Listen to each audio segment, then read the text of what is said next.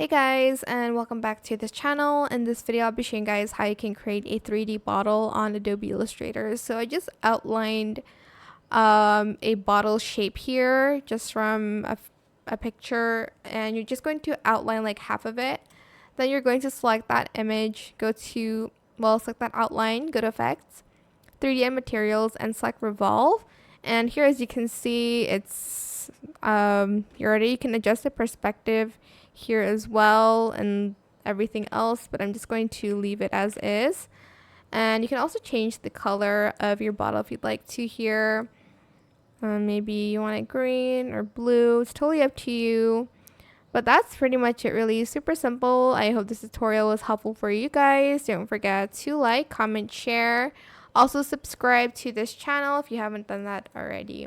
If you have any more questions about this video, just leave it in the comment section down below. I will try my best to answer them all for you guys. And if you found this video helpful, please click the thanks button as well. That is it for this video. Thank you so much for watching. Bye.